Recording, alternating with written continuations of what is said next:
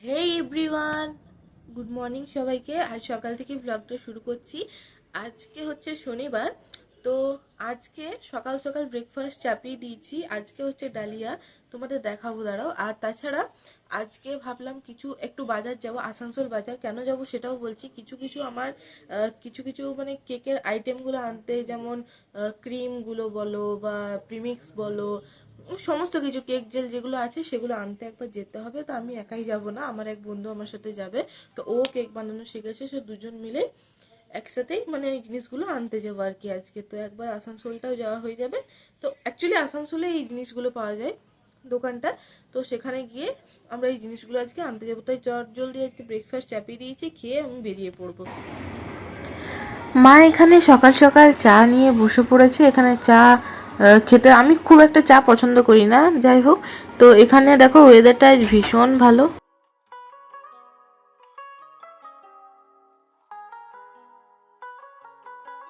যে হচ্ছে সে যে সকাল সকাল কিছু না খেয়ে খালি সকাল থেকে উঠে থেকে খেলে বেড়ায়, না কিছু বিস্কুট না দুধ কিচ্ছু খায় না।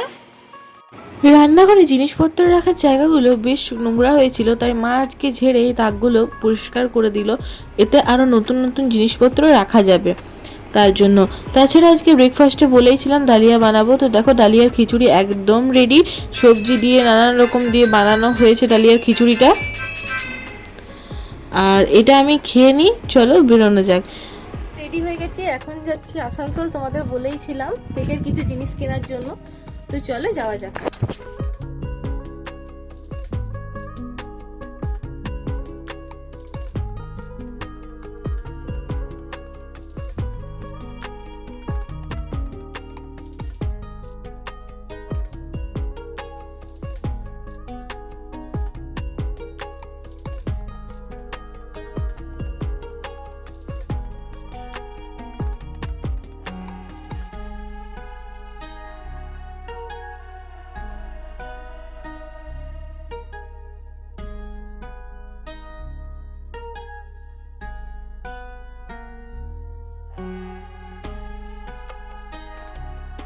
এই যে জিনিসগুলো কিনবো, এই দোকান খুঁজতে খুঁজতে আমাদের অনেক সময় লেগে গেছে। গলি গলি খুঁজে খুঁজে এই দোকানটাকে বের করেছি। এই হচ্ছে সেই ছোট্ট মতো দোকান, যার মধ্যে সমস্ত কিছু কেকের আইটেম রয়েছে। তোমরা দেখতে পাচ্ছ এইটুকু মানে ছোট্ট একটা রুমের মধ্যে কত যে আইটেম রয়েছে তোমাদেরকে বলে বোঝানোর নয়। তো এখান থেকেই কিছু কিনে নিলাম। তারপরে এখানে চলে এলাম বাবিন্স বলে একটা রেস্টুরেন্টে, যেখানে আমরা নিয়ে নিয়েছিলাম ভেজ চাউমিন, আর তার সাথে আমরা নিয়েছিলাম চিকেন পরোটা। ভেজ চাউমিনটাও বেশ ভালো ছিল, লাইটের মধ্যে ছিল, খুব বেশি সস টস ওইসব আমার পছন্দ হয় না, তো প্লেনের মধ্যে ছিল। চিকেন পরোটাটাও খুব ভালো ছিল। আর এখানে দেখো সন্ধে হতে বাড়ি আসতেই দেখি এখানে ওর নাচ শুরু হয়ে গেছে। তোমাদের বললাম না প্রত্যেক দিন একটা করে কিছু শিখে আসে, আর এখানে এসে আমাদেরকে সেই নাচ টাচ দেখায়, সেই ও শুরু হয়ে গেছে। বলেছিলাম না বইমেলা থেকে বেশ কয়েকটা বই নিয়ে এসেছি, যেগুলো তোমাদের সাথে শেয়ার করব। তো সেই দেখো আজকে নিয়ে চলে এসেছি সেই বইগুলো। এই দেখো,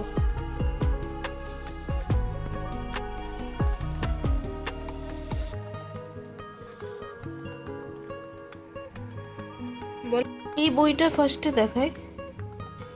এই বইটা হচ্ছে থ্রিলার সাসপেন্স ডিটেকটিভ। একটু যখন মানে ডিটেকটিভ টাইপের বইগুলো না পড়তে আমার ভীষণ ভালো লাগে, তো তার জন্য এটা আনানো। এটা হচ্ছে সৈয়দ রেজাউল করিমের। তো বইটা ভালো, আমি শুনেছি। এখনও আমি এই বইটা পড়া স্টার্ট করিনি। আগে তোমাদের ইন্দিরা বলে একটা বই বোধহয় দেখিয়েছিলাম, ওই বইটা পড়া শুরু করেছি। তো ওই বইটা আমার খুব ভালো লেগেছে। ওইটা তো বললামই একটু ঘরোয়া টাইপের, মার মানে পড়তে ভীষণ ভালো লাগছে, তো মাঝে মাঝে পড়ে। আর এখানে অনেকগুলো গল্প রয়েছে। ইন্দিরাটাতে কীরকম হয়েছিল, একটাই গল্প ছিল, বাট এখানে অনেকগুলো ছোট ছোট গল্প রয়েছে। সাইডে বাড়ি বলে প্রায় সময় দেখবে এত মানে শব্দ হয় যে কিছু কথা বলা যায় না। তো যাই হোক, দেখো নেক্সট হচ্ছে শরৎচন্দ্র চট্টোপাধ্যায়ের রামের সুমতি। শরৎচন্দ্রের লেখা মানে সত্যি অসাধারণ হয়, সবাই জানো। তো রামের সুমতি।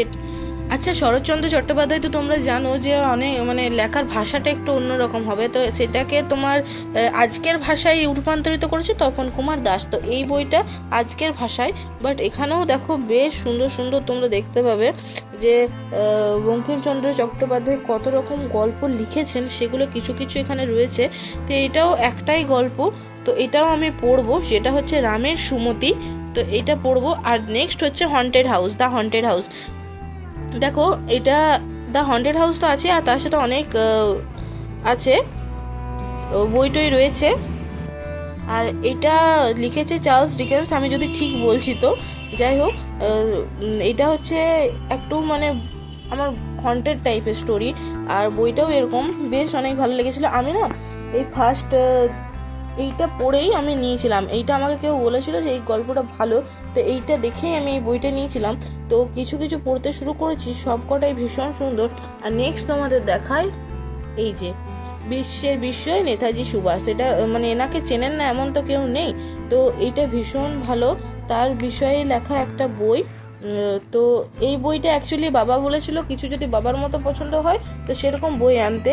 তো আমি বাবার মতো পছন্দের তো ঠিক বই আনতে পারলাম না যে ঠিক পছন্দ হবে কিনা, কিন্তু নেতাজির বই তো সত্যি, সুভাষচন্দ্র বসুর বই সবারই পছন্দ হবে। তো আমি বাবার জন্য এইটা এনেছি, যদিও বাবা এটা এখনো পড়েনি, তো পড়বে আশা করছি, বাবা বলেছে নিশ্চয়ই পড়বে। তো যাই হোক, এর সুভাষচন্দ্র বসুর আরও অনেক বই রয়েছে। তাছাড়া আমার তোমাদেরকে আমি না বইয়ের কালেকশনগুলো আরও দেখাবো, চলো এসো। আমি গল্পের বই পড়তে ভালোবাসি, ঠিক ঠিক এইভাবে প্রত্যেকটা থাকে একটা করে সাজিয়ে সাজিয়ে রাখা আছে বইগুলো। এই যেমন দেখো, বিন্দুর ছেলে রয়েছে শরৎচন্দ্র চট্টোপাধ্যায়ের, আলোক কৃষ্ণ চক্রবর্তীর এখানে রয়েছে শৈলমারীর সাধু কি নেতাজি, বললাম না নেতাজির আমাদের বাড়িতে তোমরা বই পাবেই। এখানে রয়েছে পরবাসী। পরবাসীটা আমি তোমাদের বলে রাখি আমার কাছে ভীষণ স্পেশাল, কারণ এখানে আমি এটা প্রাইজে পেয়েছিলাম, ফার্স্ট প্রাইজে আবৃত্তিতে। তো এটা আমার মানে ভীষণ স্পেশাল, সত্যি কথা। আর নেক্সট হয়েছে তোমাদেরকে আমি দেখাই, দাঁড়াও, নেক্সট একটা বই আছে তোমরা দেখতে পাচ্ছ, রবীন্দ্রনাথ ঠাকুরের সঞ্চয়িতা। সঞ্চয়িতা তো সবাই জানো, রবি ঠাকুরের লেখা, মানে সত্যি শ্রেষ্ঠ। তো যাই হোক, তো এখানে এইটা আমাকে একটা কাকু গিফট করেছিল আমাকে। তো এই যেহেতু আমি আবৃত্তি করতে খুব পছন্দ করতাম বা আবৃত্তি ভালোবাসতাম, তো তার ভালোবাসতাম কি এখনো ভালোবাসি আবৃত্তি করতে, তো সেই জন্য এটা দিয়েছিল। এই দেখো রাত্রে ডিনার বানাচ্ছি, প্রথমে কি বানাবো বুঝতে না পেরে ফ্রিজে দেখলাম ভেন্ডি রয়েছে, তো সেই ভেন্ডি দিয়েই আজ একটা অন্যরকম নিরামিষ ভেন্ডির একটা সবজি বানাবো। তো এখন ভেন্ডিগুলোকে প্রথমে ভেজে নিচ্ছি, তারপরে এর মধ্যে আলাদা করে মশলা দিয়ে রান্না করব। ডিনার বানানো অলমোস্ট কমপ্লিট, আমার সবজিটা বানানো হয়ে গেছে, তোমাদের তো দেখালামই। আর মা বানাবে গরম গরম রুটি। আর তাছাড়া তোমাদের আজকে একটা পার্সেল এসছে, কি এসছে চলো তোমাদের দেখাই। সত্যি এই পার্সেলটার জন্য আমি অপেক্ষা করেছিলাম, তো চলো তোমাদের দেখাই। তো এই দেখো, সেই হচ্ছে পার্সেল। তো কি আছে এর মধ্যে আমি তোমাদের বলি। এর মধ্যে আছে আমার কেক বানানোর সমস্ত রকম সরঞ্জাম, যা যন্ত্রপাতি বস্তু যা বলবে তোমরা, এটাই রয়েছে আমার সব কিছু। এইটা তো দেখেইছো, এগুলো সব কিছু কেক টেবিল মানে কেক বানানোর জন্য রয়েছে।